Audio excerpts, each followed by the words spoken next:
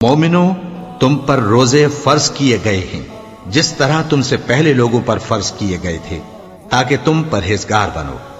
روزوں کے دن گنتی کے چند روز ہیں، تو جو شخص تم میں سے بیمار ہو یا سفر میں ہو تو دوسرے دنوں میں روزوں کا شمار پورا کر لے۔ اور جو لوگ روزہ رکھنے کی طاقت رکھیں لیکن رکھیں نہیں، وہ روزے کے بدلے محتاج کو کھانا کھلا دیں۔ اور جو کوئی اپنی مرضی سے زیادہ نیکی کرے تو اس کے حق میں زیادہ اچھا ہے، اور اگر سمجھو تو روزہ رکھنا ہی تمہارے حق میں بہتر ہے۔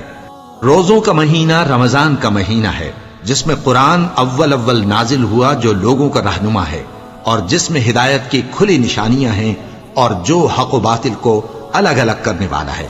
تو جو کوئی تم میں سے اس مہینے میں موجود ہو چاہیے کہ پورے مہینے کے روزے رکھے، اور جو بیمار ہو یا سفر میں ہو تو دوسرے دنوں میں روزے رکھ کر ان کا شمار پورا کر لے۔ اللہ تمہارے حق میں آسانی چاہتا ہے اور سختی نہیں چاہتا، اور یہ آسانی کا حکم اس لیے دیا گیا ہے کہ تم روزوں کا شمار پورا کر لو، اور اس احسان کے بدلے کہ اللہ نے تم کو ہدایت بخشی ہے، تم اس کو بزرگی سے یاد کرو اور اس کا شکر کرو۔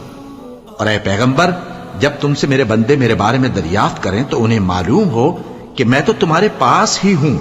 جب کوئی پکارنے والا مجھے پکارتا ہے تو میں اس کی دعا قبول کرتا ہوں۔ تو ان کو چاہیے کہ میرے حکموں کو مانیں اور مجھ پر ایمان رکھیں تاکہ نیک رستہ پائیں۔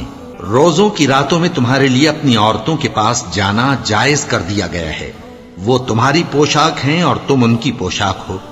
اللہ کو معلوم ہے کہ تم ان کے پاس جانے سے اپنے حق میں خیانت کرتے تھے، سو اس نے تم پر مہربانی کی اور تمہاری حرکات سے درگزر فرمائی، تو اب تم کو اختیار ہے کہ ان سے مباشرت کرو۔